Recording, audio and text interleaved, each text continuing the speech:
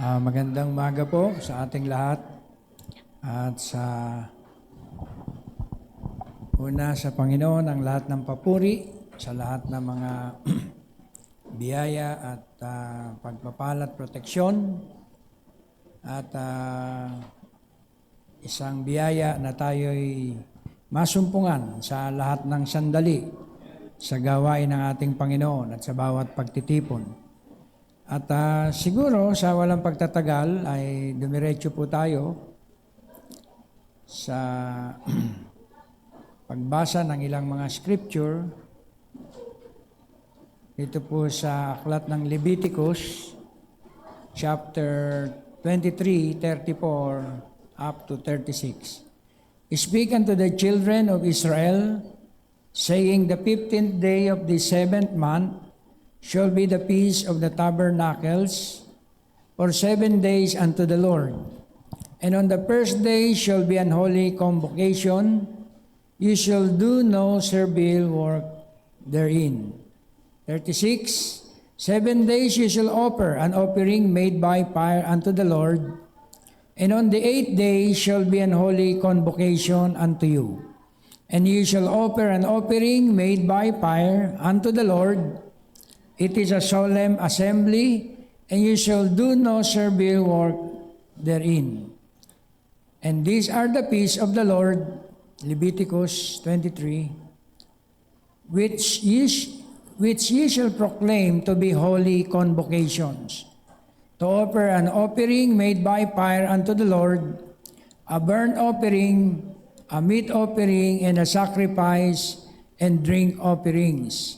Everything upon this day. Beside the Sabbath of the Lord, and beside your gifts, and beside all your vows, and beside all your freewill offerings, which ye give unto the Lord.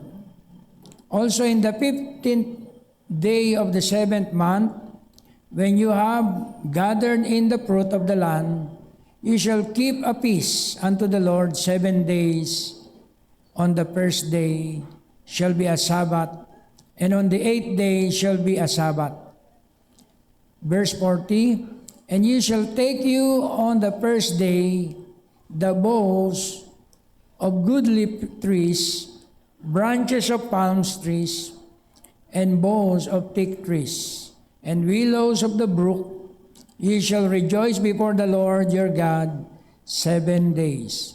And you shall keep it a feast unto the Lord 7 days in the year. It shall be a statute forever in your generation. And you shall celebrate in the 7th month. And you shall dwell in the booth 7 days. All that are the Israelites born shall dwell in booths. And your generation may know that I made the children of Israel to dwell in booths when I brought them out of the land of Egypt. I am the Lord your God. Okay, and Moses declared unto the children of Israel the peace of the Lord. Siguro doon lamang tayo'y manalangin, mahabagin at mapagpalang Diyos. Salamat pong muli sa pagkabasa ng iyong mga salita. Patuloy mong ipagkaloob, ipaunawa sa bawat isa sa amin. Hallelujah, mga salitang ito patungkol sa kanyang future event at fulfillment. Hallelujah, sa huling mga araw. Gamitin mo ang iyong abang lingkod, O Diyos, upang encourage, palakasin ang iyong mga anak sa panahong ito ng kagulumihanan at makita namin ang mga pangakong naghihintay para sa amin. Take control of this service, Lord, maging sa mga kapatirang wala at malayo, at hindi namin nakadaupang palad na mga mahal sa buhay, kapatiran, patuloy mo silang paalalahanan, patuloy mo silang i-remind sa napakahalagang pagtitipon na ito, sapagkat ito ang Lord's Day at ito'y araw mo at nararapat lamang namin ibalik sa iyo at ibigay sa iyo ang lahat ng kapurihan, pasalamat at pagsamba. In the name of Jesus Christ we pray. Amen and amen. Tayo po'y makaupo na. Glory to God. Mapagpalang umaga sa ating lahat. Sa ating mga guests ngayon na mga family. kapiling, mga Tenedero family, brother ni Brother Per, welcome po ang sambahayan ng Tenedero. At halos lahat na yata ng Tenedero andi dito, no? At nakasama natin. Si Brad, kilala ko yan. No? Na-meet ko siya doon sa Tondo. Tama ba yung Caloocan? Yan. At sino pa po ang hindi natin na-welcome na mga guests? Si sister na nandyan, no? Kapiling natin lagi, no? Si security girl. No? God bless you, sister. At sino pa? Wala na po ba na hindi natin na-welcome? At isang mapagpalang umaga po sa ating lahat. At maging sa mga kapatiran na hindi pinalad na makaparito, ay pinapabot ko na lang ang pagbati sa inyong lahat, maging sa mga nasa online. Now, nung Wednesday, at nag-rejoice po tayo sa mensahe ng Wednesday. Sino po sa atin ang updated doon sa Wednesday messages na ating pinreach? Meron po ba? Pakitaas nga kamay. Nararapat palang ulitin. Isa lang, dalawa, tatlo. Okay, ang message natin ng Wednesday ay pinakamahalagang mensahe sa lahat ng mga mensahe. Pero na-miss po natin. Bakit, Pastor? Yun yung ating future home eh. Di ba? Yung ating future home na-miss nyo. Noong Wednesday, sino po yung nag-online? Konti lang din. Na-miss talaga nila. So, ulitin ko to ay para maintindihan natin.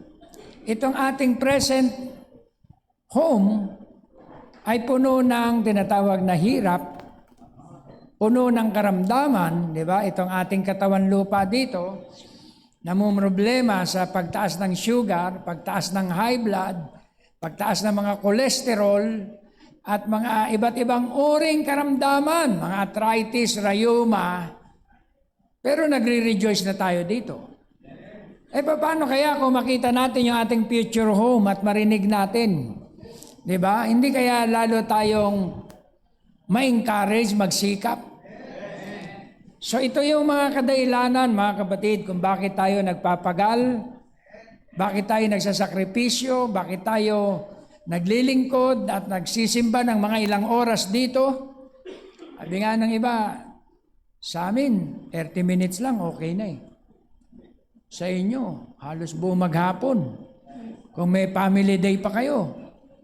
Pero anong gagawin natin, mga kapatid, kung ma-reveal sa atin yung mga pangakong nag-iintay sa atin? Baka buong buhay na natin, ibigay na natin para sa Kanya. Amen? Kaya, the more na tayo ay nakakaintindi at nakakaunawa sa mga salita at mga promises ng Diyos, ay lalo po natin siya na paglilingkuran, mamahalin, amen, at talagang itataas, sapagkat grabe po ang Kanya mga pangako. Amen. Ito pong ating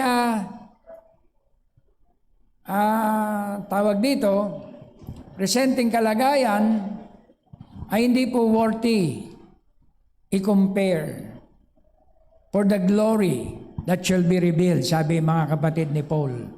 Amen? Pero nag-enjoy na tayo. Pero sabi ng Bible, wala pa yan sa kalingkingan na mga pinangako ng Diyos para sa atin.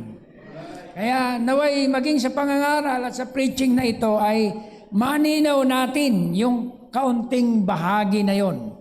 Amen, na sinabi niya para sa atin.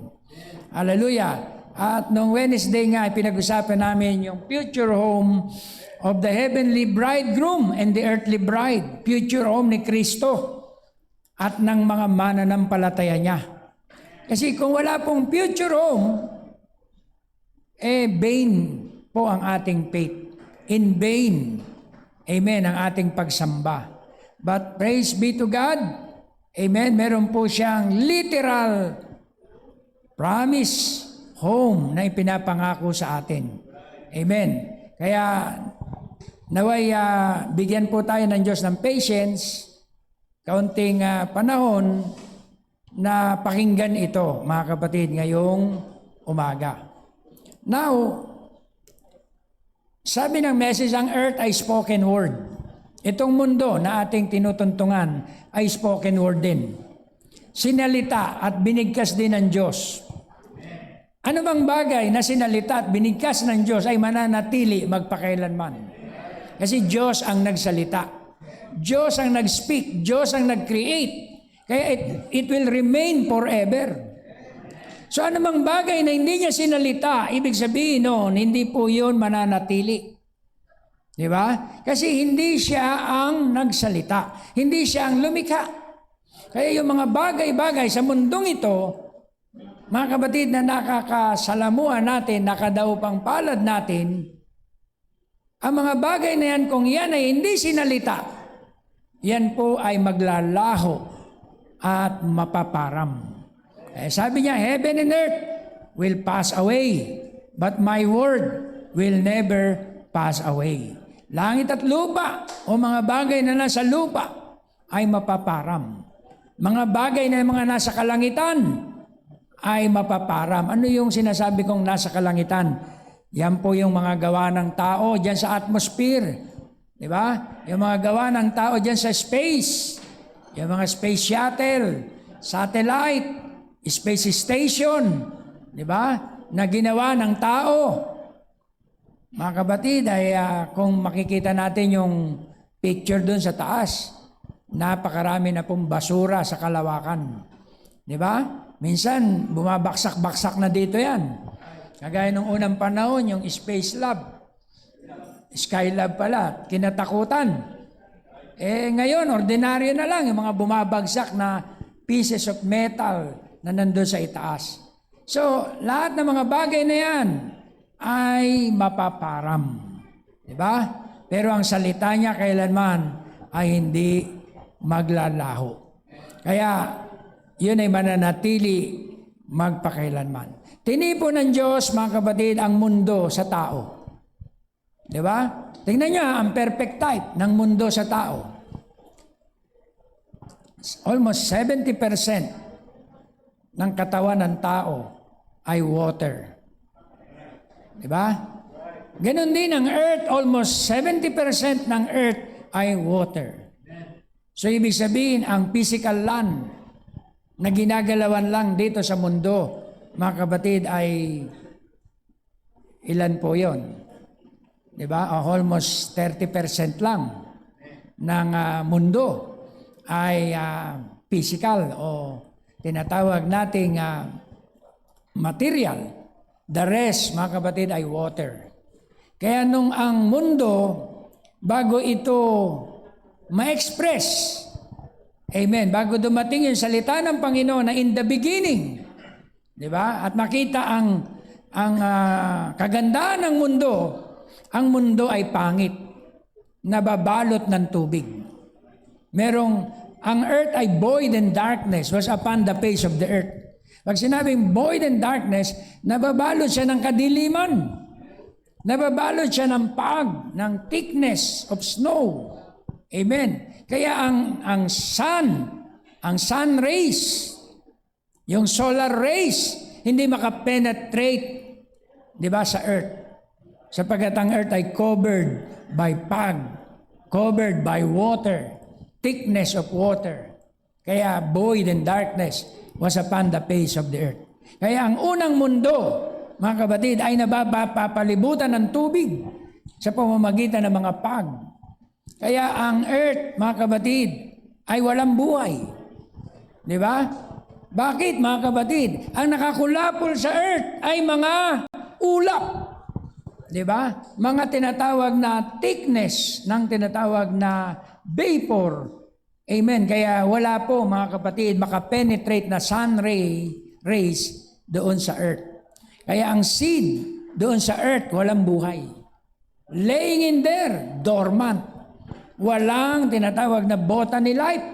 Walang living things. Kasi paano magkakaroon ng living things? Wala namang araw na sumisikat. Kaya tayo po nabubuhay sa sikat ng araw. Kaya masama't mabuti, sabi ng Matthew 5:45, ay nagpupuri sa sikat ng araw. Nagpupuri sa hamog ng ulan. Amen. Good and evil, tumatanggap ng blessing from the sun. Amen. Kaya ngayon, physically, ini-enjoy na po ng mundo. Natuklasan na nila yung benefits ng solar rays. Di ba? Kaya, yung iba nag-i-invest na. Di ba? Bumibili na sila ng mga solar panel, ng mga light. Amen. Para hindi na bilhin yung enerhiya na pamahal ng pamahal at wala ng pag-asang bumaba. Can you say amen? Parang high blood Wala ng pag-asang bumaba yung dugo. Sa konsumisyon, di ba, sa mundong ito. Sa stress. Kaya sabi, Pastor, pataas ng pataas Kaya yung 140, over 90, pinagtiisan ko na, Pastor Pero high blood pa rin yun, di ba? No choice. Ganon din ang Meralco, pinagtiisan na natin. Di ba? Grabe po, mga kapatid, ang pagtaas. At may babala pa, natataas daw uli. So mga kapatid, yung sun rays ay blessing. Kaya yung pong mga nakaano na dyan, mga tawag na, renewable energy, nagpe-pray lagi sa sun. Lord, paarawin mo. Paarawin mo, Lord. Para mag-zero-zero na, yun tinatawag na, tawag dito, grid from Meralco. Kasi pag nag-zero-zero, walang bill. Tama po ba yun? Pero pag walang araw, may billing. Merong tinatawag na distribution, nung tinatawag na, kasi pinag-aralan ko po yan tinitignan ko sa Facebook, yung kung paano yan. Diba? Na tinatawag na nabebenepisyohan. Kaya yung mga nabubuhay sa modernong panahon, wala na pong binabayaran yan sa energy. Mag-i-start na sasakyan, solar. Amen? Bakit? Meron na silang mga EV. Diba? Sino po yung mga may e-bike dyan? O, diba? Nai-enjoy nyo kahit e-bike.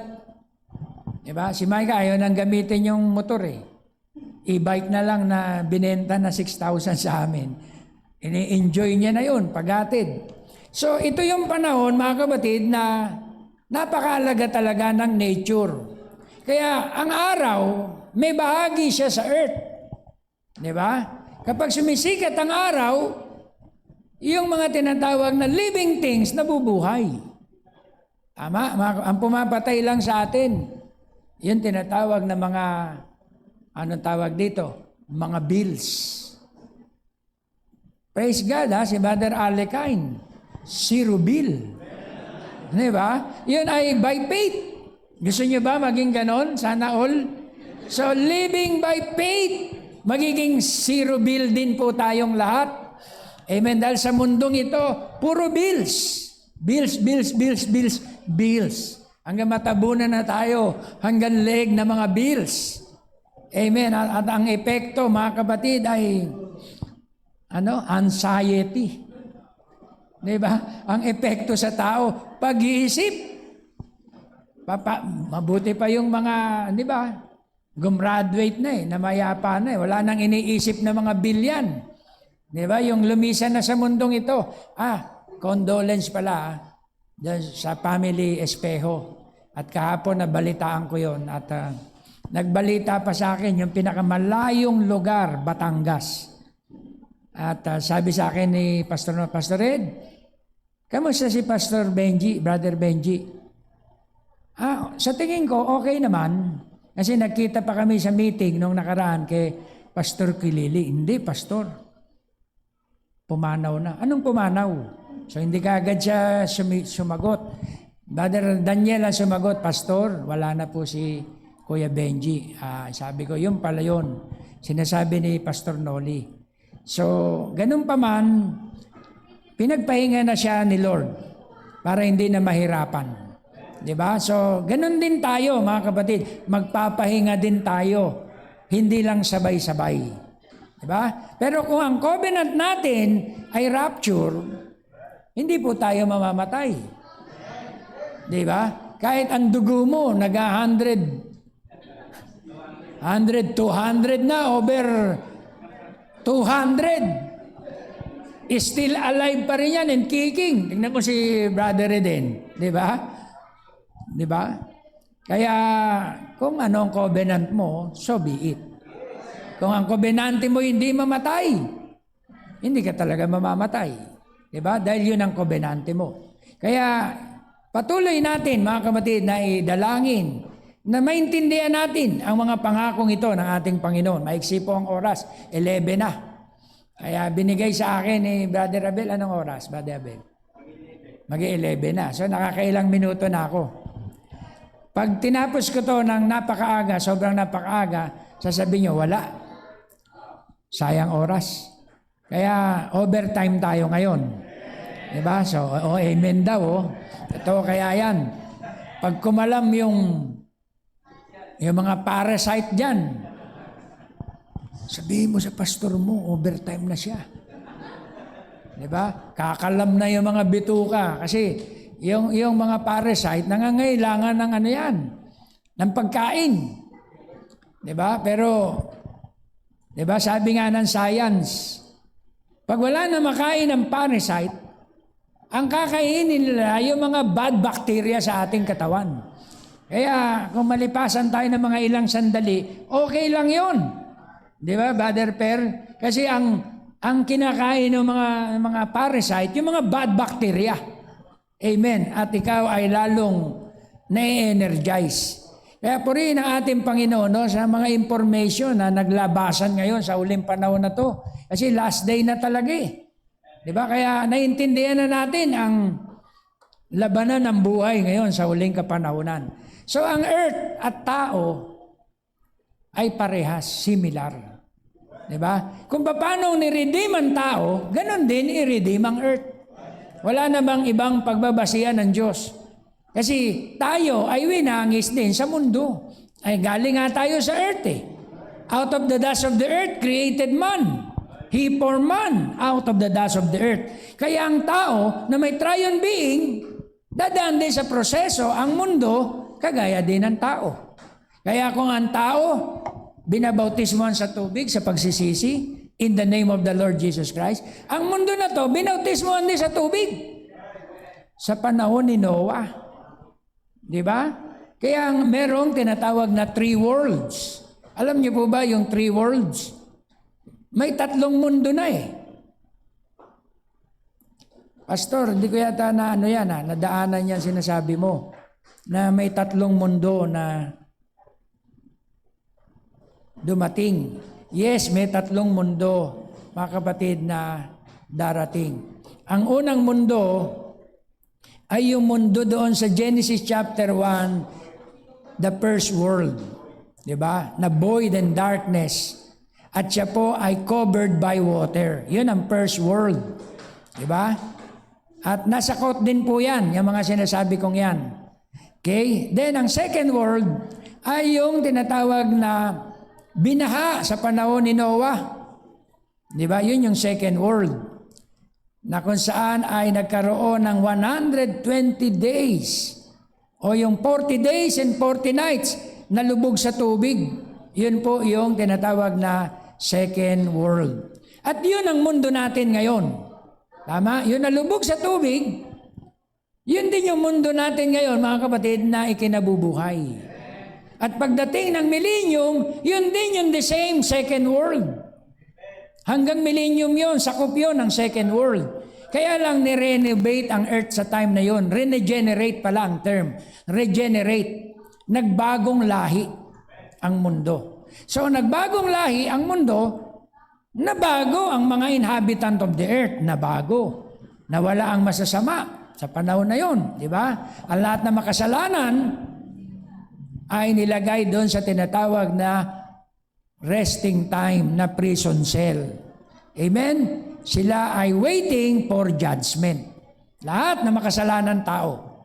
Then after nun, magkakaroon ng third world at yun ang new heaven and the new earth. after ng millennium. Okay? Kaya yun po yung 3 worlds na sinasabi dito sa message. Now, first world, kailangan bautismohan ng tubig. At yun ang second world. So kung ikay mananampalataya, tumanggap ka kay Kristo at nanalig sa Panginoon, kailangan i-acceptin mo siya by faith, then you are justified by faith. Kaya ikaw ay binautismohan sa tubig ng pagsisisi. Kaya mga kapatid, dumanas ang mundo ng water baptism sa panahon ni Noah. 40 days and 40 nights. Nakalubog sa tubig ang buong mundo. Amen? Kaya pansinin po natin mga kapatid. Di ba yung bata, yung tao, bago siya isilang, nagsuswimming muna siya sa tubig. Doon sa ovaryo ng kanyang nanay. Tama po ba? Nakalutang siya, nakalubog siya sa tubig. Kaya pag luwal, di ba, lumabas siya sa tubig. Di ba kaya merong kalikasan yung bata, pagkabagong silang, ilagay mo sa tubig, lumalangoy siya na, lumulutang. Kasi dati na siyang nasa tubig. Ganon din ang mundo, dati na siyang nasa tubig. Amen? Kaya inalis siya sa tubig. Genesis chapter 1. Ibinalik siya uli sa tubig sa panahon ng second world, sa panahon ni Noah. Ibinalik din tayo uli sa tubig sa pamamagitan ng water baptism. Kaya kung ikay mananampalataya, huwag kang mag-skip sa water baptism. Diba? I-schedule na natin yan kung kailan yung ating outing. Yun ay water baptism in the name of the Lord Jesus Christ. Kasi wala pong tumatanggap sa ating Panginoon na hindi nabautismohan sa tubig. Maadlangan baga ang tubig? Upang ang mga taong nanampalataya at nagsisi kay Kristo ay huwag mabautismohan? No, sir. Kaya ang lahat ng nanampalataya ay kailangan mabautismohan sa tubig ng lubog. Para sa ano? Sa pagsisisi ng kanyang mga kasalanan. Sa pagpapatawad ng kanyang mga nagawang kasalanan dito sa lupa. Then you are justified. Diba? By faith. Then merong next stage. Kagaya din ng mundo. Kailangan siyang linisin. Nilinis ang mundo sa pamamagitan ng dugo. Doon sa Calvary, nabayubay ang Panginoon, meron pong meron pong anong tawag dito? Kaalaman ng mga tao. Minsan sinisi pa ang kamatayan ng Panginoon. Sabi nga, kung Diyos siya talaga bakit niya inayang siya'y mamatay? Yun po ay mangmang na interpretasyon. Kung hindi siya mamamatay, hindi tatagas yung dugo na pambayad. Kasi ang dugo niya lamang ang tanging pambayad sa mundong ito. Na parang mundong ito hindi ma-annihilate. Parang mundong ito ay mapatawa din sa kanyang kasalanan. Kasi naging kasangkapan din ang mundo sa kasalanan, mga kapatid ng tao. Kaya ang mundo ay umihibik, sabi ng Romans. Nagsasaper. Diba? Naghihirap din, groaning ang earth. Amen? Kaya pag nag-groan ang earth, nagpo-produce siya ng tinatawag na catastrophe. Pag nag-groan ang Mother Earth, nagbibigay siya ng catastrophe, ng mga dilubyo. Kagaya na nangyari dyan sa Taiwan, China ngayon. Diba? Papunta ngayon yung doon. Andun ngayon, nananalasa yung hurricane, yung typhoon, yung super typhoon. Amen? Yun yung ipinroduce ng mga global warming. Diba? Sa pamamagitan ng waldas na paggamit ng tao, ng mga teknolohiya, ng mga enerhiya, nagpo-produce ng green gases dito sa Earth at nagbibigay ng global warming. Kaya nagkakaroon tayo ng mga El Nino. At sa other side ay El Niña naman. Diba? Alam niyo ba, summer dapat ngayon Sa Amerika, sa Europe. Dapat naka-jacket sila ngayon. Nanginginig, nangangatog sa ginig. Diba? Kasi mga kapatid, yan po ay European. Pero pumapasok ang summer ngayon, August, sobrang init. Nangangamatay sila, mga kapatid doon. Ewan ko kung Ilan na yung death toll. Nung nakaraan, sabi ko, 23,000 sa Europe. Ewan ko na ngayon, yung estimated. Kasi hindi ko na nasilip yung statistic kung ilan na ang namamatay. Hindi sila sanay sa sobrang init. Pero ang ating mga Pilipino po dito, nagpuputbol pa 40 degrees Celsius. Doon sa Europe, namamatay na sila doon sa tinding init ng 40 degrees Celsius. Dito ang mga Pinoy sanay. Diba? Tropical country kasi tayo. Kaya sanay tayo sa init. Pero sila hindi. Kaya yun yung epekto sa other side ng El Nino. Diba? At sa other side naman, ay grabing pagbaha ang mga nararanasan. So ang earth, humihibik. Diba? Nahihirapan din ang earth kung paano niya matatagalan itong mga parusa na idinudulot ng mundo na to.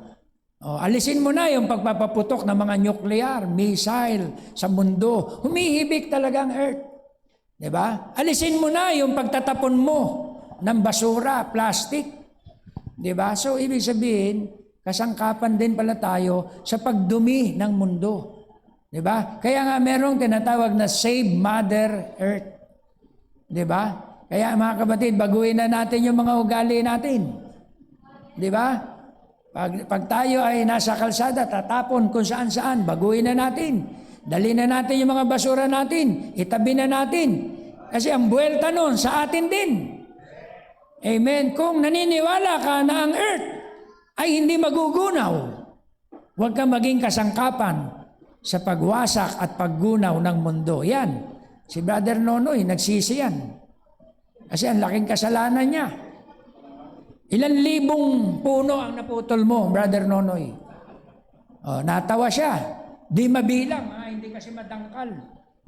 Kasi sa illegal cutter yan, illegal logging sa Palawan, di ba? Chainsaw ang hanap buhay niyan. Ngayon, ang tinatabas niya ngayon, kalsada. Di ba? Siya ay nangunguha ng mga pasahero sa lansangan. Nagbagong buhay.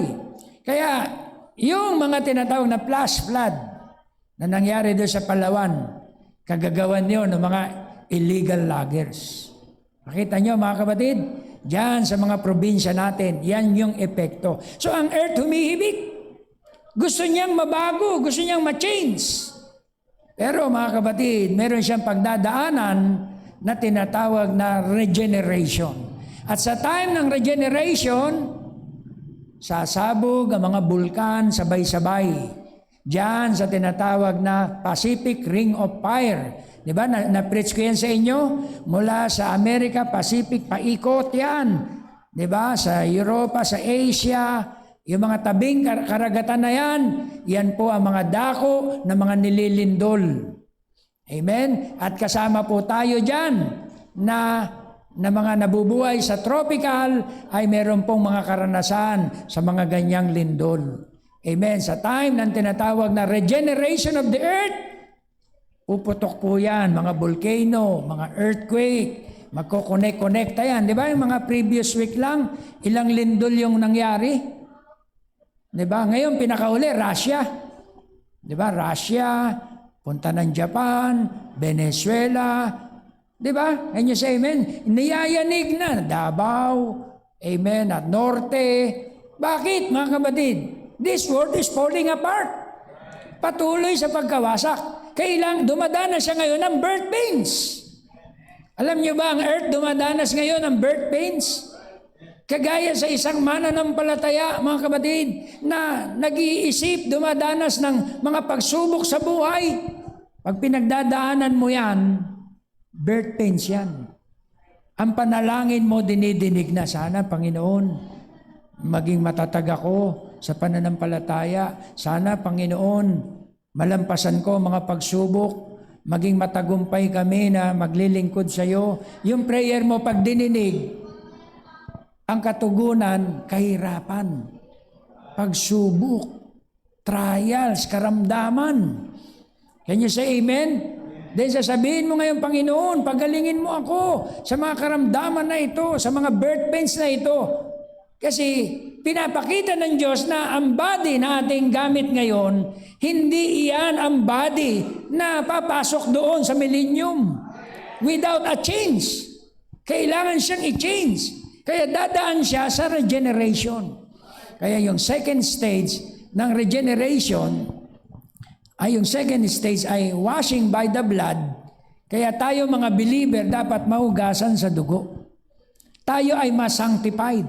Ang ating buhay ay dapat makalakad sa next stage, sanctification. Ang sanctification is to set aside for service. Pero ang sanctification sometimes ay long process of time. Ilang taon ka na dito sa message, nasa sanctification ka pa rin. Hindi mo pa rin ma-overcome yung mga bagay na kalinisan, mga bagay na dapat alisin, mga pananalitang hindi po karapat-dapat bilang isang Kristiyano, mga gawi at mga gawa na hindi kaaya-aya sa Diyos at yan ay marumi sa paningin ng Panginoon. Yun ang sanctification. Can you say amen? To set aside for service. So bago ka gamitin, kailangan kang linisin. Diba? Payag ba kayo? Gagamit kayo ng baso. Let's say, sa restaurant. Pagtingin mo, let's say, o kaya kutsara.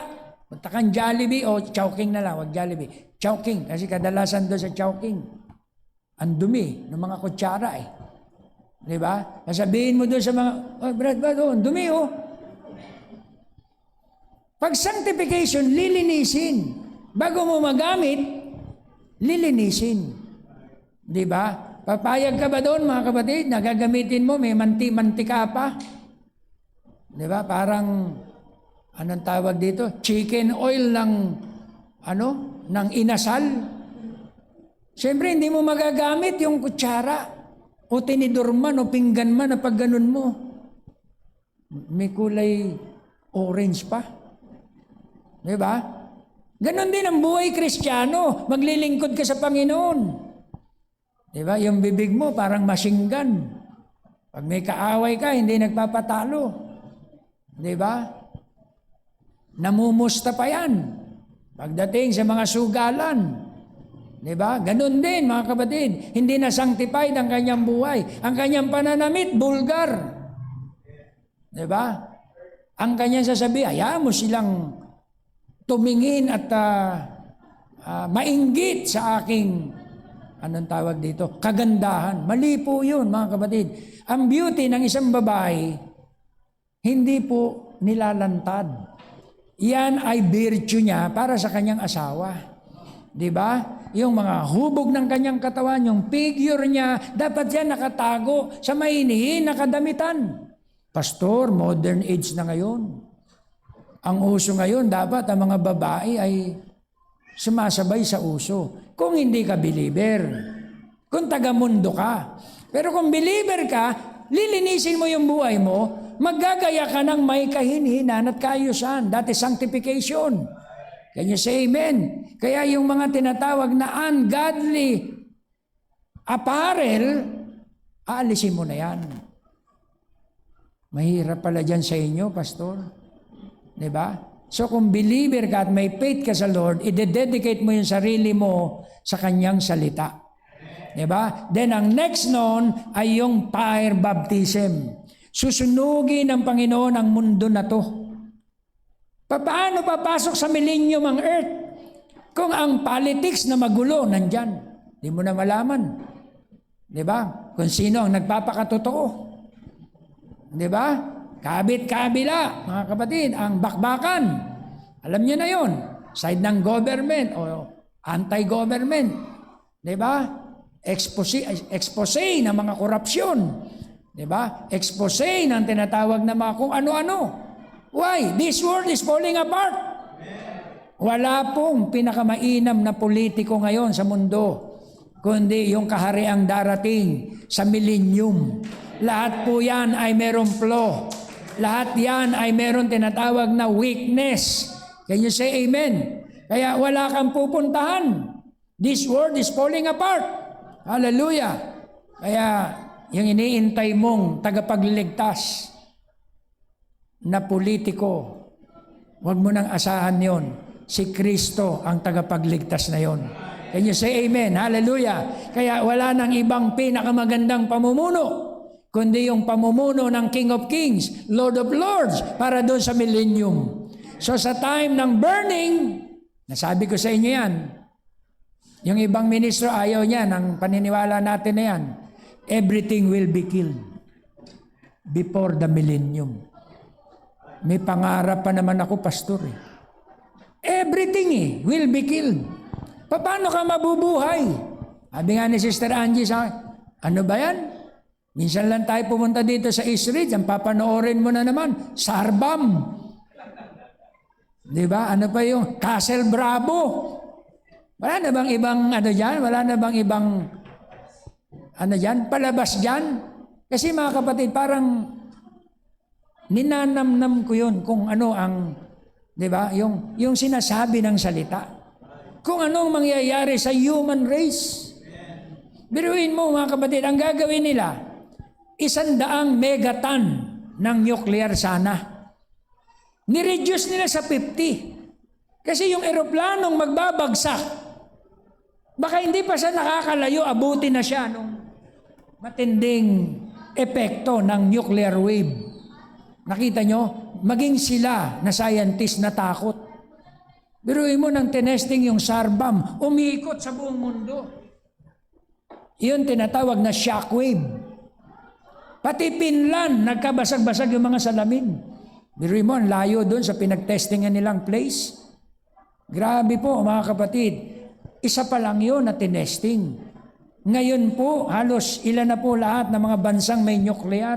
Israel, North Korea, di ba? Amerika, ano pa mga kapatid, India, Israel, lahat, China, Russia, ay napakarami po mga kapatid. Amen, hallelujah. Kaya this world is falling apart. Iyon ang magbabaptize mga kapatid ng apoy sa mundo sa pamamagitan ng gawaan ng tao under ng third woe, ikatlong pagkaaba. Mamamatay ang lahat ng living being sapagkat ang plague ay inihagis sa air.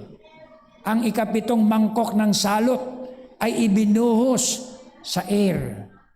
Lahat ng humihinga, patay. Can you say amen?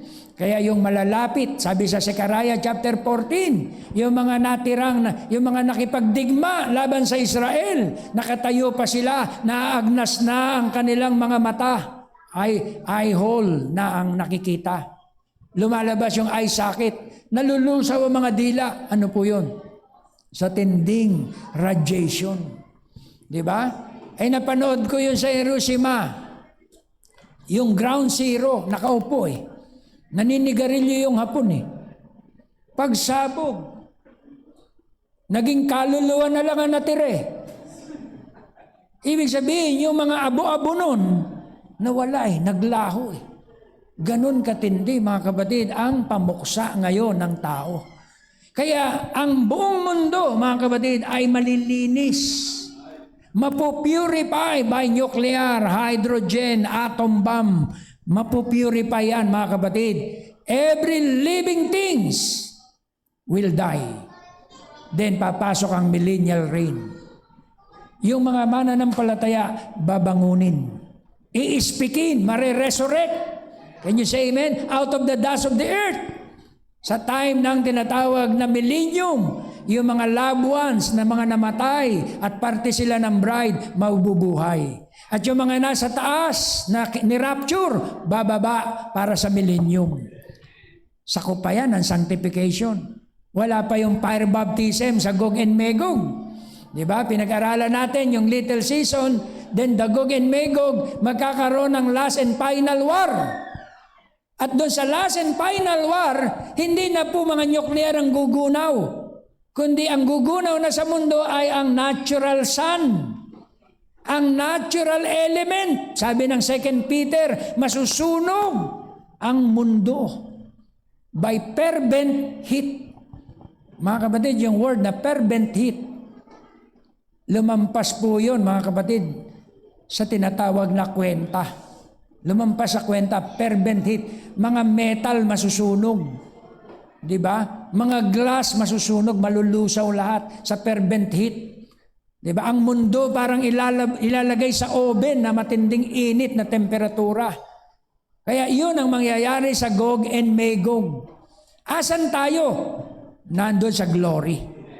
Pag na-purify na ang earth sa pamamagitan ng fire sa Gog and Magog, bababa po ang bride, ang redeemed, kagaya sa bagong Jerusalem, para manahanan dito sa earth. Yun po yung ating subject at yun ang 8th day. Ang millennium ay ka-7th day pa lang yun. Magwawakas pa rin. Tama? Yung 1,000 taon na honeymoon with the groom, Christ and the bride, spiritually, titira sa mundo. Amen? Kaya potentially, may pinakikita eh. Yung pong nagmi-millennium na dito.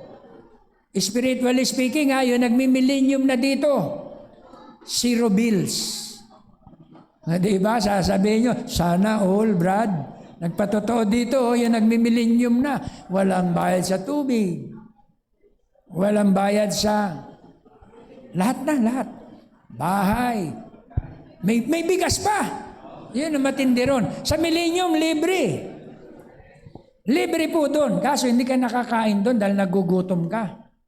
Maaari kang tumikim to experience. Kanya sa amen, nung nandito ka sa mundo, talagang pangarap mo isang bagay na matikman ang isang pagkain na nag-50-50 ka na lang, hindi mo pa naranasan. Doon sa millennium, i-enjoyin nyo yun. Diba? Kaya mga kapatid, ano ba ang saysay ng buhay? May pera ka. Mayaman ka, may pera ka. Hindi mo napapakinabangan. Anong saysay ng buhay? Kung meron kang mga kapatid na 100 piso, ibili mo na yun. Kaysa dumating ang time na may regret ka. Sayang, may pera sana ako. Nabili ko sana yung paborito kong pagkain. Ito ngayon, di ko na makain. Bawal na matamis. Nung hindi ka pa diabetic, di ba? Tiniis mo, tinipid mo. Ngayon, hindi mo na mabili. Yun yung regret. Di ba? Kaya enjoyin nyo yung buhay. Habang nandito kayo sa lupa, maging kagaya kayo ni Brother Alikay na free. Everything free. Di ba? Ang sarap enjoyin yun. So before the body change, potentially, may enjoy daw natin. Totoo ba yun, Pastor? Kung na-born again ka. Kasi kung ikaw'y na-born again, ikaw ay millennium experience na. New creation, ha? New creation, yung soul, yung new birth. In the same old temple. Ito, old temple eh. Old temple, itong ating katawan. Kahit born again na tayo, old temple pa rin yan. Pero pwede diyang mag-reign si Christ. Kahit old temple yan o pest house, pwedeng mag-reign si Christ. Totoo ba yan, Pastor? Pwede. Kung ang ating gagawin ay pananampalataya. Can you say amen? Ito ay pest house. Pag napabayaan din natin ito, emergency din, ang baksak nito, ER din to. Di ba? Pag nagkulang din sa pananampalataya, di ba? Ang baksak niyan ay operasyon. Di ba? Ano yan? Ano yan? Emergency ang baksak. Pero kung paiiralin ang pananampalataya, pwede mong ma-enjoy ang millennium sa katawang lupa. Kasi 7th day pa rin to. Ngayon, 7th day pa rin to. Pero inside, meron ng new creation. Kasi na-born again ka na-change na ang old being mo, dito sa new creation, si Christ na ang tumitira sa iyo, kaya nag-i-enjoy ka na sa kabutihan ng Panginoon. Kahit puno ng kahirapan sa mundong ito, ay meron ka ng satisfaction, meron ka ng joy in your heart. Can you say amen? Nare-revive ka na sa mensahe. Kahit yan ay preaching pa lang, this is like heaven to me na. Amen. Anong gusto niyong preacher dito? Tatayo sa pulpito nyo. Magpapaawa. Mga kapatid, nagdidildil ako ngayon ng asin. Gusto niyong ganong klaseng pangangaral? O yung pangaral na ini-encourage kayo? Can you say amen? Kaya kaming tagapagdala ng mensahe sa inyo, ayusin namin yung sarili namin para hindi kami magmukhang kaawa-awa. Kagaya ni Peter, sabi niya, silver and gold, I have none. Pero pagkakamalan mong mayaman si Peter, di ba? Pero sabi niya, ang talagang kayamanan ko ito, tumayo ka. Lumpo, lumakad ka. Kayong may mga karamdaman, gumaling kayo sa pangalan ng Panginoon. Kayong mga wala sa posisyon, ipoposisyon kayo ng mensahe. Yun ang tunay na kayamanan na dala natin. Ituro sa atin ng tama kung paano i-manage ang ating mga kakarampot na sahod. Kakarampot na nga. Wala pa sa order. Wala nang kinauwian. Di ba, mga kapatid? Pero kung bigyan ka ni Lord ng wisdom, kung paano mo i-manage yung kakarampot na blessing, pagkakasyahin ni Lord yan. Alam nyo, parehas lang ang sukat niyan. Di ba? Sumasahod ng 200,000 a month dahil abroad. Dito, sumasahod lang ng magkano minimum, Brother Per? A month, may 20 ba yan? Hindi na ako updated. Di ba? Kasi wala akong trabaho eh. Nagte 30,000 ba yan yung minimum? 20,000? Wala. Siguro mga 15, ganun, no? O 18. Pero nagkakasya. Umuupa pa ng bahay. Nagbibil pa sa Meral kung pagkamahal-mahal. May pang Jollibee pa minsan. Pero minsan yung 200,000 gipit pa. Nangungutang pa. Nakita niyo mga kapatid, anong problema doon? Out of order. Wala sa posisyon. Walang blessing mga kapatid ang kanyang pinaghihirapan. So kung i-guide, ililid tayo ng ating Panginoon, may enjoy natin ngayon dito physically ang kabutihan ng ating Panginoon. Kung may sakit, imbis na ibayad sa doktor, edi pag-pray na lang. Can you say amen? O, nakabawas na yun. Diba? Nakabawas na yun, mga kapatid. Kaya purihin ang ating Panginoon. Kung ikay ma-born again, ma-overcome mo ang tinatawag na pasakit ng mundong ito.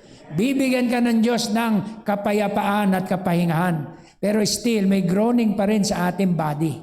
Kasi kailangan niya pa rin ma-change. At yun ang body change. So sa millennium, mag-change yung ating katawang lupa. Magaganap yung body change. Babaguhin niya yung ating katawan lupa. At dadalhin niya tayo doon sa millennium. At pagkatapos noon, amen, magkakaroon ng paghuhukom, hahatulan ang buong mundo sa kanyang mga gawa, maging mabuti man o masama. Pagkatapos darating ang tinatawag nating last and final war. Dadating ang bagong Jerusalem. Iyon yung ating pinag-uusapan. Amen. Yung bagong Jerusalem ay eternal day, eternal condition. Wala na pong orasan. Wala nang 360 days a year. Wala na. Wala nang tinatawag na, anong tawag dito? Sukat. Kasi eternal day na yun eh. Wala nang paglubog ng araw, wala nang pagsikat ng araw, kundi ang araw ay nandyan na lang bilang palamuti. Ang magiging araw natin sa time na yon ay ang Panginoon na sumisikat sa atin. Kagaya ng araw natin na 24/7. Sumisikat mga kapatid sa ating buhay ang ating Panginoon. Si Kristo ba? Sumisikat lang si Kristo sa ating buhay tuwing linggo? Tuwing midweek lang? 24/7. Ganon din sa new heaven and new earth, si Kristo na ang forever na liwanag ng ating buhay. Amen. Kaya nga, yung mga nagre-rely sa tinatawag na mga renewable energy, panay ang pray niyan eh. Lord, pasikatin mo naman ang araw. Diba? Dati ayaw natin sumikat ang araw, mainit. Ngayon pinagpe-pray na nila, sumikat sana ang araw. Para libre ang aming electric bill. Para libre yung aming mga tinatawag na mga pamasahe sa gasolina, libre. Can you say amen? Kasi yung mga naka-EV, Sino po naka-EB na dito? Wala, absent.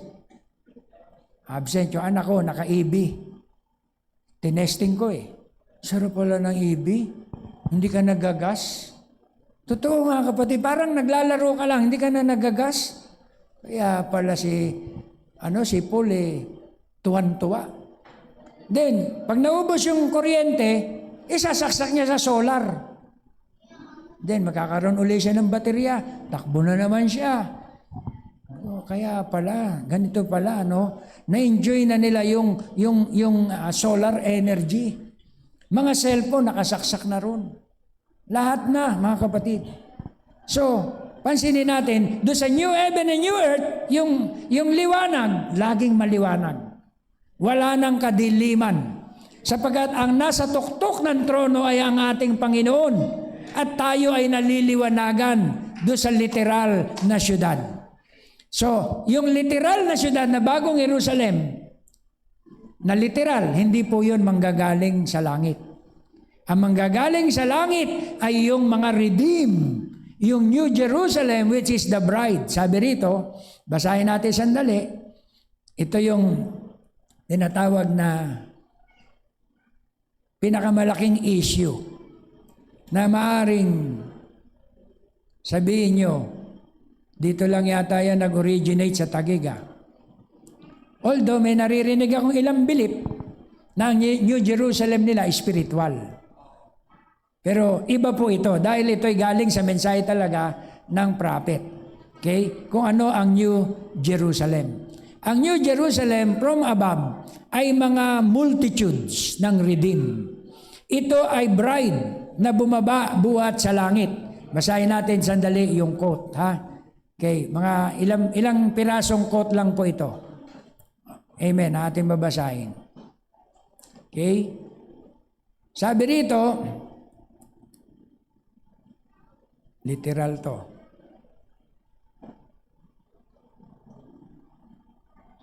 Anointed ones at the end time, 2:16, that great church, Jerusalem, tinawag na church. The Jerusalem, and which not here on earth, hindi dito sa lupa. Kasi yung Jerusalem na nasa earth, puno ng gera, puno ng kaguluhan ngayon doon, di ba? So itong Jerusalem na nasa heaven, but we are of the Jerusalem of above. Tayo daw pala ang Jerusalem of above. Where the word come from predestination. Now the old Jerusalem that perishes, the new Jerusalem that can't perish, not the old Jerusalem built by man. Yung old Jerusalem built by man, madudurog uli. Kagaya sa panahon ni Titus, sinakop ng mga Roma. Di ba? Kagaya sa darating na panahon, sasakupin ng Antichrist ang Jerusalem ngayon. Pero itong New Jerusalem from above, but the New Jerusalem built by God, sees the word up there now being made manifest. Ano yung word up there? Okay? Being made manifest. In my Father's house are many mansions. Mga tao pala yun na tinutukoy na New Jerusalem. Mga niredeem. Amen. Na tinubos ng ating Panginoon. Tuloy natin. Isa pa. Dito pa sa isa pang quote. Okay? Sa Q&A Hebrews. Diretso na agad. I saw a new heaven and a new earth. Iba po ang new heaven at ang new earth. Yung earth, yung mundo. Yung new heaven, yun yung makalangit. A new earth. For the first heaven and the first earth was passed away. Ang sinasabing first heaven at first earth, yung first earth, yun yung second earth. Tama? Sa panahon ng antediluvian world, sa panahon ni Noah, lumipas na yon. Kasi dumating na ang Gog and Magog. And the first heaven, lumipas na rin yun, yung may atmosphere. Yung mga may ozone layer, di ba? Stratosphere, yung mga may lugar na mga satellite, lumipas na yon, nilinis lahat yon. Yun yung first heaven. And the first earth was passed away. And there was no more sea. Wala na pong Pasipiko. Sumabog na, di ba? In-explain doon sa future home, Sa time ng tinatawag na fervent heat, iinit ang temperatura ng mundo. Now, iniisip ko, ang connection niyan, mga kapatid, dito sa siyensya, yung sun, sa time na yan, mga kapatid, ay, anong tawag dito? Mamamatay. Pag namamatay, mga kapatid, ang isang star, isa-swallow niya ang lahat ng malapit sa kanya. Pag sinwallow niya yan, mga kapatid, yung tinatawag na hole, yung sinasabing hole na, yung black hole, nanggaling yan sa sun yung black hole. Hihigupin yan, yung tinatawag na pinakamalalapit na planeta. Konektado sa 2 Peter, mainit pa rin yan, kahit black hole yan. Mainit pa rin yan. So, ibig sabihin, abnormal na, mga kapatid, yung temperatura ng sun, ngayon nga, abnormal na May tumitilamsik-tilamsik na ng mga sun flares di ba, sa Earth. Kasi merong fourth angel na naglagay siya ng plague sa sun. Kaya ang sun, mga kapatid, nagbigay na ng heat wave. Nag-produce na siya ng sobrang init. Ngayon, doon pa sa panahon ng 2 Peter, sa time ng Gog and Magog, didikit po yung sun sa earth. Hihigupin ng sun yung earth. Kaya yung earth, masusunog sa napakatinding init. Na sinabi ng 2 Peter na fervent heat. Bago dumating ang new heaven and new earth, siyempre, nasunog ang mga politics, yung mga kaguluhan na yan. DDS, BBM, lahat ng mga division sa politika. Aalisin ng Panginoon yan. Democrats, Republican, Communist, Nazism, Fascism, sunog lahat ng mga sistema na ginawa ng tao dito sa mundo. Pastor, you hate politics Politics is of the devil. Can you say amen? Ang good politician lang ay si Christ. Amen. Wala po tayo dyan na pinapanigan sa mga, bakit nandito ka pa? Sabi ng Bible, mag-stay ka dyan. Ibigay kay Cesar ang para kay Cesar. Hanggat hindi pa nangyayari yung kingdom. Di ba? Yung promise sa millennium. Kaya ano po mangyayari, mga kapatid, dito, sa mundo na ito? Didikit yung araw sa earth, masusunog yung earth. Kaya matutuyo ang mga Pasipiko, Indian Ocean, Pacific Ocean, kukulo yan. Pag nagpapakulo kayo ng tubig, anong naririnig nyo? Di ba may sound? Shhh! Ganon din, kukulo, mga kapatid, ang earth. Mache-change ang surface ng earth. Kaya magkakaroon ng bagong lupa at bagong langit. So ang bagong langit ay ang mga maninirahan dito sa lupa, sa bagong lupa. Kasi kung bago na ang lupa, dapat bago din ang titira sa lupa. Diba? Sabi ng mga iba, alien daw. Now, eto, alien. Okay? Now, yung sinasabi nilang alien, eto po, mga kapatid, ang reality. Meron tinatawag na experiment ang mga bansa na mga tinatawag na natin na mutant na. No? Mga mutant, pinaghahalo-halo nila yung mga specimen ng mga hayop at tao, then nakakulong yun doon sa isang lugar.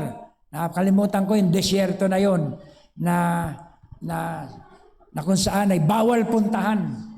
Ando doon yung mga experiment ng mga mutant. Yun yung sinasabi nilang alien. So how about itong mga supernatural na nakikita sa himpapawid? They are angels. Unidentified flying object ay mga angels. It's either demonic angel or angel of the Lord. Can you say amen? Kaya yung mga UFO, mga flying object na nakita mo ngayon biglang nawawala, napupunta sa kabilang dimensyon, yun po ay mga spiritual angelic being. Can you say amen? How about yung mga alien? Alien, ginawa lang yan, mga kapatid, ng tao. Amen, yung mga mutant, pinagsasama-sama nila yung mga species, kaya iba-ibang itsura na parang, nagets nyo mga kapatid, nasa pelikula na yan. Hindi natin alam, yung mga nakikita nyo sa pelikula, realidad na yun. Can you say amen? Kaya yan ang masasabi ko mga kapatid, merong tunay na flying object. Each one of us, each one of you, merong isa.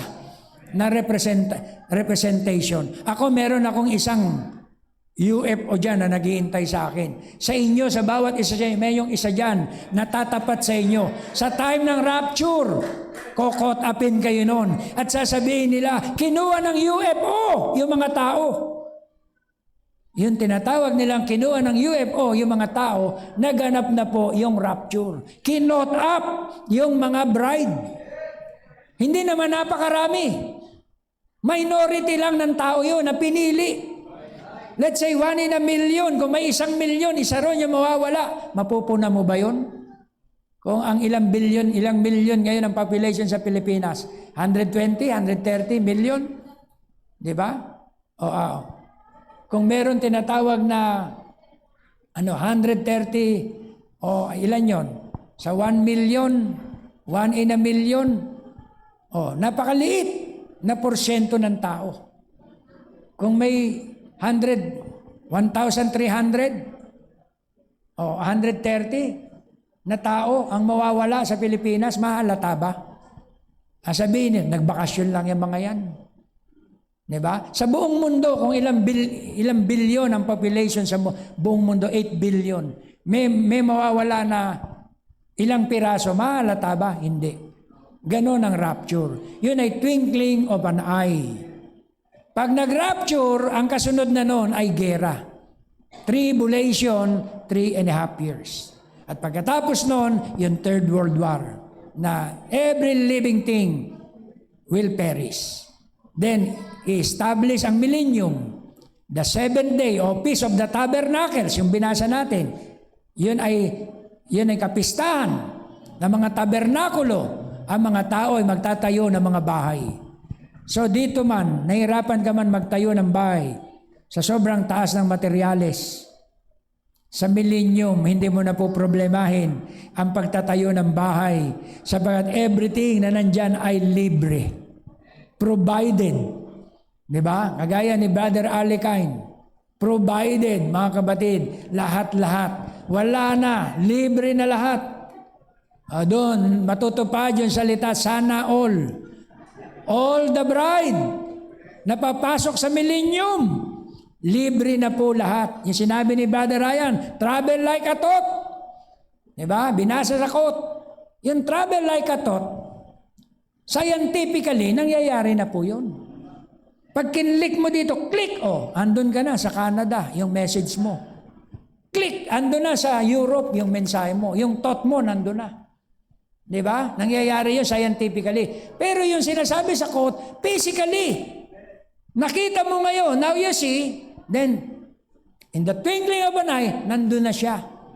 Sa Baguio, sa Upper Coast. Mangyayari yon sa body change. Diba? Ang bride ay magta-travel like a thought. Hindi na siya gagamit ng eroplano o anumang mga teknolohiya. Yung iniimbento, tinutuklas nila Einstein na mga tinatawag na mga genius na teleportation ay magka-come to pass sa bride.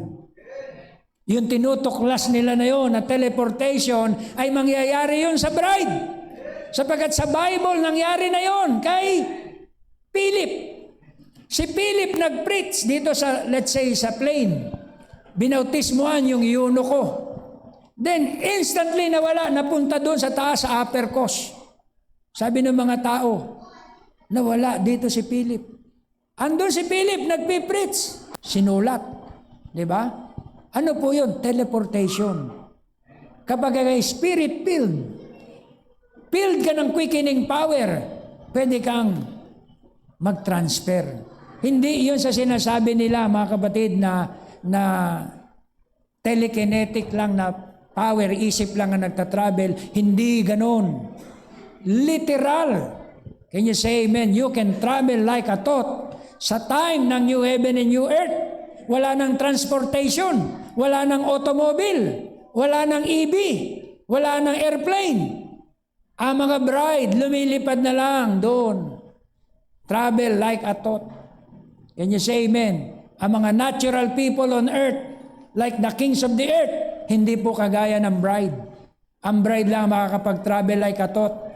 Pero yung mga natural people, mga hari na bigyan din ng buhay na walang hanggan, maglalakad lang sila para mag-travel. Kukonsumuhin nila 1 taon sa pagta-travel. Makarating lang doon sa city. At yung city, 1,500 square miles. Amen. Now, yung city, amen, ito yon.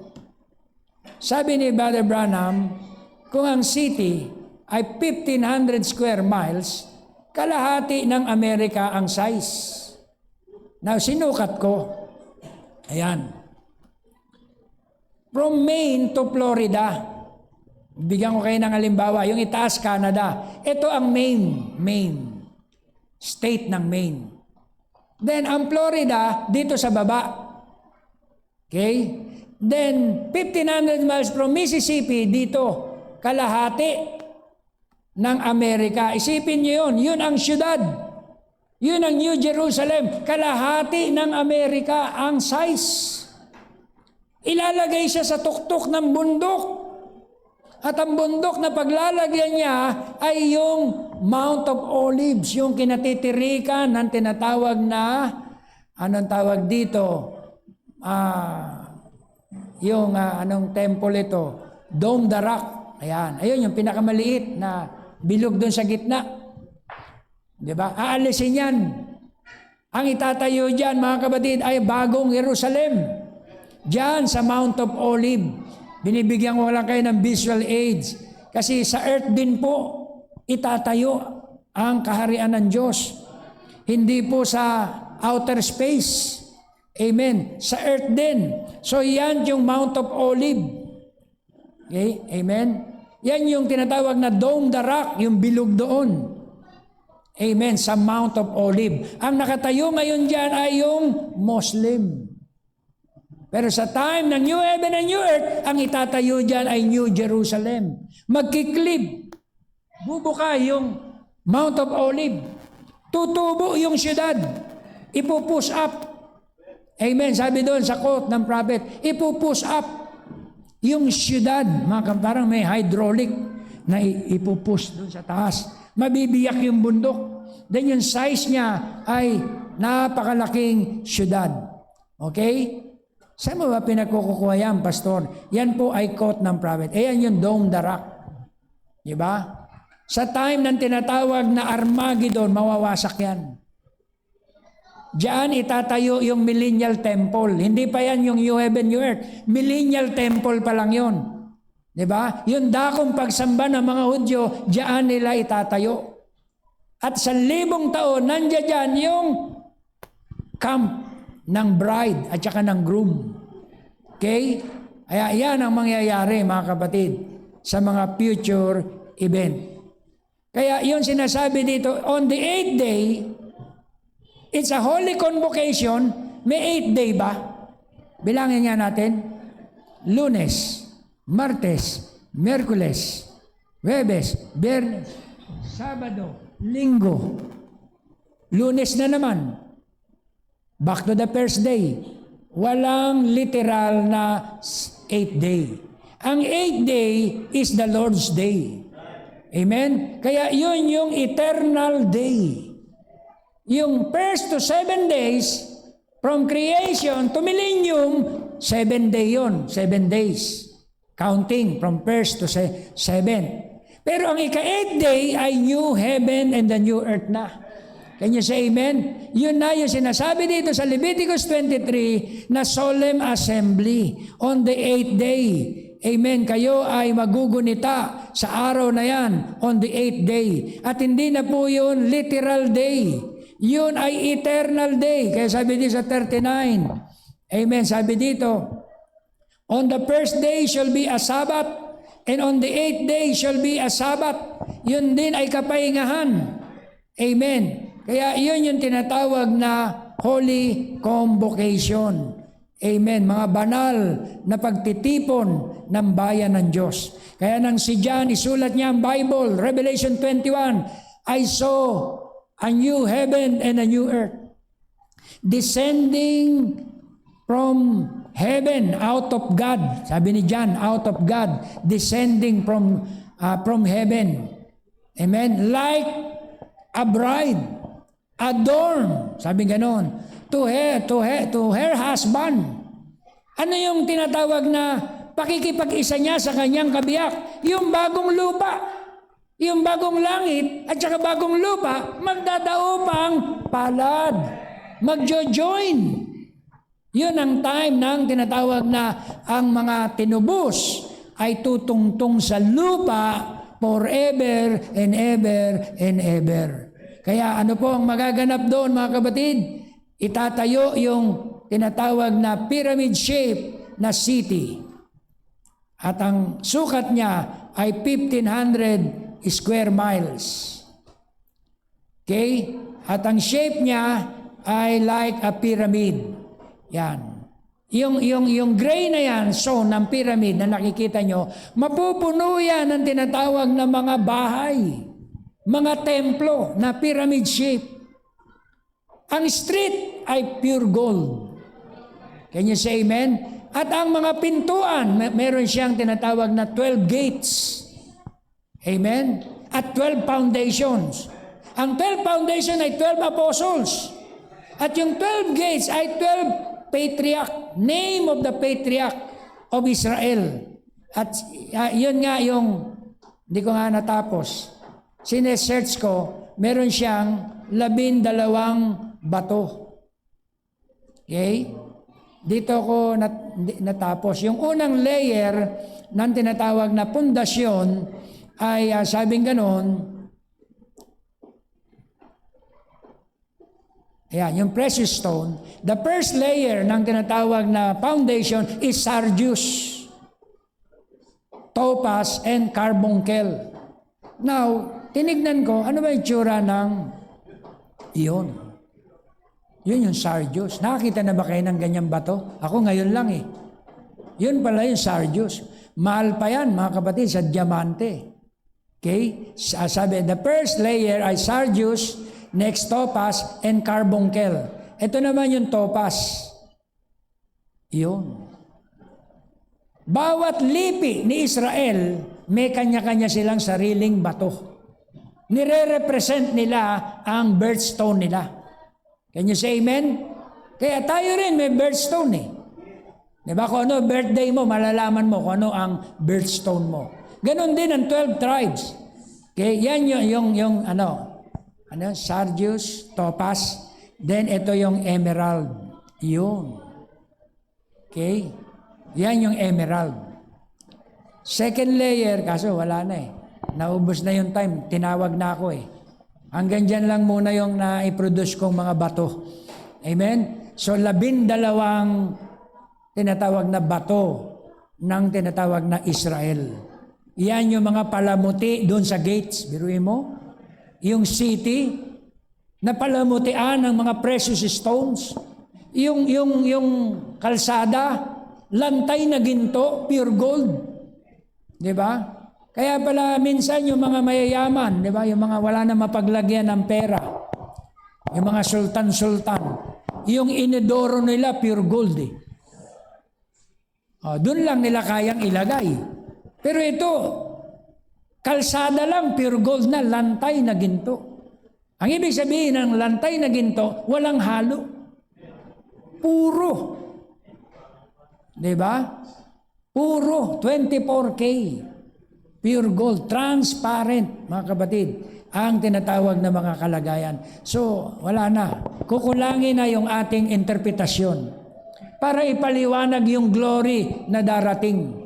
Diba? Kasi doon, yung mga substance ng earth, ibibigay na mga kapatid, iluluwanan ng earth, lahat ng mga kayamanan niya. Kaya hindi na po imposible yun, na yun ang maging materyales ng new heaven and the new earth. Can you say amen? Dahil, bakit ganon, Pastor? Bakit ganon ka-precious yung mga nilalagay ng Panginoon? Dahil yun yung katangian natin. Ang ating mga katangian na inubog ng mensahe ay kagaya sa mga precious stone. Amen. Kaya sabi ng Bible, isang bride. Ito, masyasya kayo. 10,000 worlds ang katumbas. Isa lang. Ganun pinapahalagaan ng Diyos ang mga nobya niya. Isang piraso lang na nobya, 10,000 words ang katumbas. Amen? Ganun ka-precious ang bride. Kaya pahalagaan natin ang ating pagiging bride. Huwag nating hayaan na ito'y nasasadlak lang sa mga tinatawag na karnal na bagay, sa mga temporal lang na mga bagay na ipagpapalit natin ang eternal nating kalagayan. Oh, hallelujah, you are precious than gold. Amen, ikaw ay precious. Kaya kung marireveal to sa iyo, mga kapatid, papahalagahan mo to. Dadalhin mo to sa tamang company. Diba? Let's say bride ka, righteous ka, holy ka. Paano ka sasama?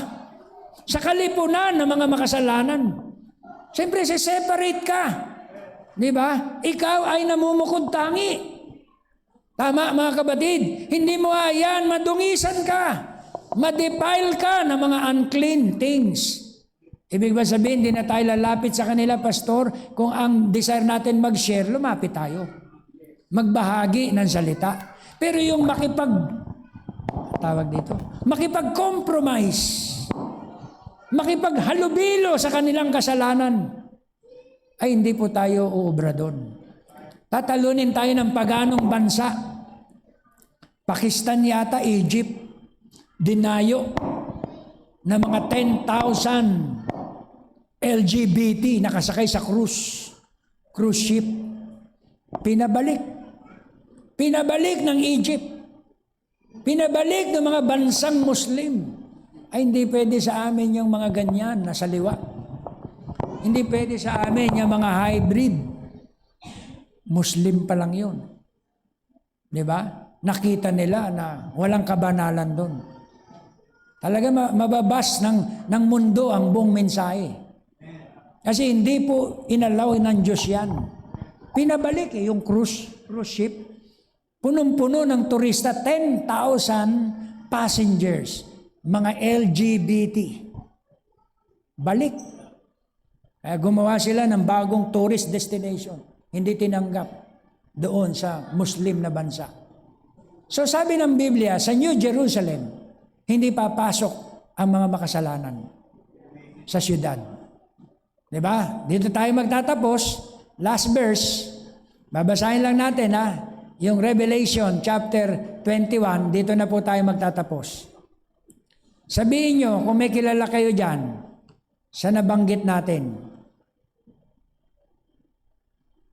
Okay? Hindi nyo natatanungin. Amen, si pastor. Ang Biblia na ang magsasabi. Dito sa Bagong Jerusalem, ano yung sabi nga nun? Verse 8 yata yon. But the fearful, mga takot, di ba? Takot sa katotohanan, takot magsimba, takot makipag-sharing, takot makipag-usap sa kabanalan ng Diyos, nagtatago o ba ayaw. Alokin mo ng mga Bible study, busy ako. They are the fearful. Kasi physically, ang tatapang niyan, mumurahin ka niyan, awahin ka niyan. Di ba? Yung fearful na tinutukoy, takot sa katuwiran at kabanalan. Brad, pwede ba ang Bible study kayo? Ay, hindi, busy kami. Di ba? Yung mga nagre-ridicule sa katuwiran ng salita ng Panginoon, they are the fearful. Takot sa kabanalan ng Diyos. The unbelieving, mga hindi naniniwala. Di ba? Pinagtatawanan nila ang mga Kristiyano. Di ba? They are the unbelieving. And the abominable, highest level na mga unbelieving. Yung abominable, ito yung mga kulam, mga sumpa-sumpa, mga aswang, mga tinatawag na mga orasyon. Nakita nyo mga kapatid, mga abominable, mga hypnotizer. Ang mundo punong-puno ng evil, mga kapatid. Alam niyo po ba yon? Kaya kung mahina-hina kayo, nasa mundo kayo na to, biktima kayo. Di ba? Tititigan ka lang, ganyan, no?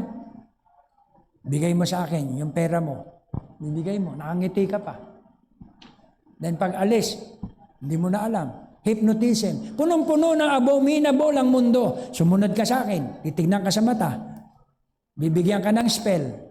Dadalhin ka sa mga hotel, kung ano-ano. Wala ka na magawa kasi wala ka namang kapangyarihan eh.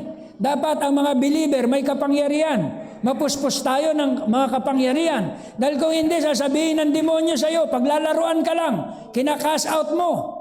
Sabihin pa sa'yo ng demonyo, gusto mo, ikaw ang i-cast out ko dyan eh.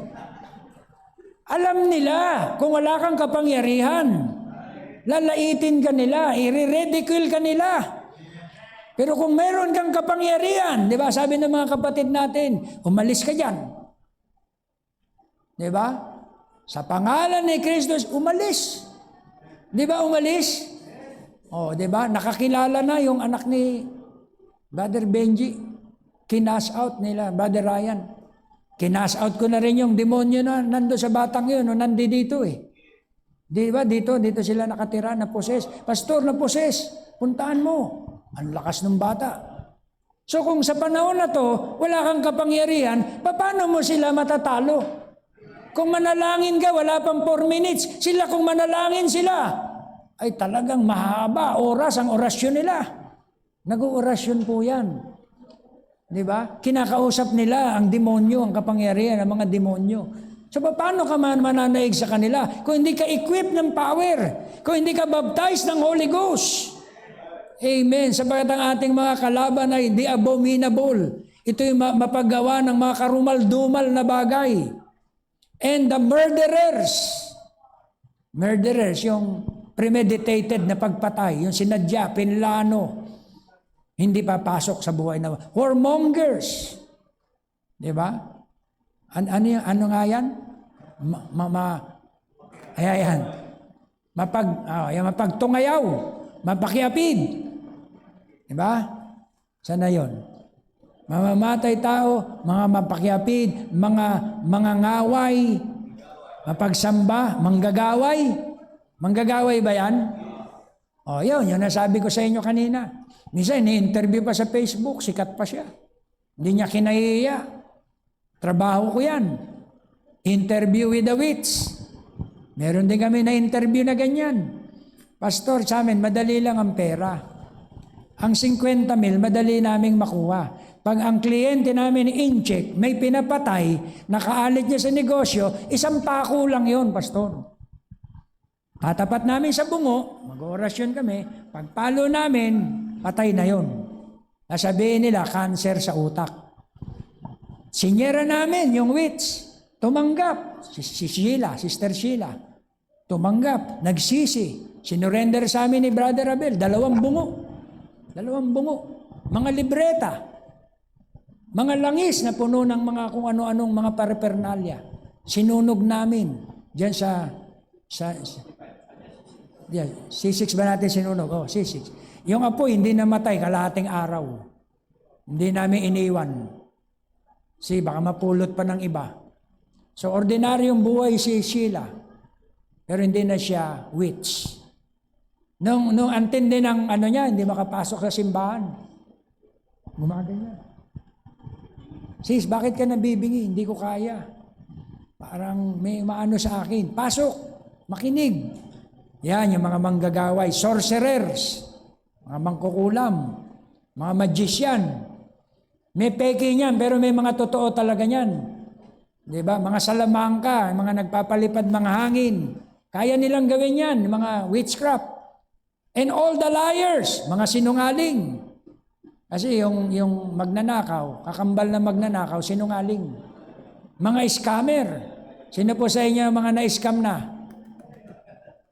Diba? Halos lahat. Diba? Na mga networking. Mga scammers. Tandaan nyo yung mga mukha niyan. Hindi papasok yan sa new heaven and the new earth. Shall have their part in the lake which burneth with fire and brimstone, which is the second death. Diyan tayo magtatapos. Ang lahat na nakapasok sa bagong Jerusalem ay puro mga redeem, mga tinubos, mga naligtas. Yan yung police virgin, righteous, friend of the bride, 144,000, bride of Christ, Old Testament saints. Yan yung mga nandoon sa bagong langit at bagong lupa. Can you say amen? Oh, glory to God. Yan po magtatapos, mga kapatid, ang istorya ng Bible. Kasi ayan na po chapter 21 . Di ba? Yan na yung katapusan ng istorya ng Biblia. Pero ang experience, walang katapusan. Pastor, ano man gagawin natin pag nandyan na? Ay, hindi mo po problemahin kung ano ang gagawin mo dyan. Yung mga bagay na hindi mo napuntaan dito sa lupa. Kung hindi ka nakapunta sa Milky Way, punta mo. Hindi ka nakarating kung ano ang Pluto, puntahan mo ang Mars. Nasa panaginip mo lang nakikita o sa video. Marami kang magagawa. Sharing na walang katapusan. I-enjoy ang eternal condition. Kaya purihin ang ating Panginoon. Yun ang dahilan. Yun ang reason kung bakit tayo nagpapakabanal. Kung bakit binigay natin ang buhay natin kay Kristo. Dahil tayo ay joint heir ng kanyang inheritance. Dahil sa pag-ibig niya sa atin, ayaw niya na tayo mawalay sa kanya at mapahamak. Kaya sinyer niya sa atin ang eternal kingdom. Ang eternal condition na ito ng mga redeemed ay itinuro sa atin. Yung future home of the heavenly bridegroom and the earthly bride. Ando na sila, Sister Maming. Ando na yung mga believer dito sa church. Na mga nauna nating mga loved ones, wayward loved ones. Amen. Na nawalay sa atin. Nag-i-enjoy na sila doon sa 6th dimension. Papunta doon sa New Jerusalem. Pero hindi sila pupunta roon na hindi tayo kasama. Iintayin nila tayo. Can you say amen? So God bless you all. At pagpalain po tayo ng ating Panginoon. Glory to His name. Malapit na mag-alauna. So ipasa po yung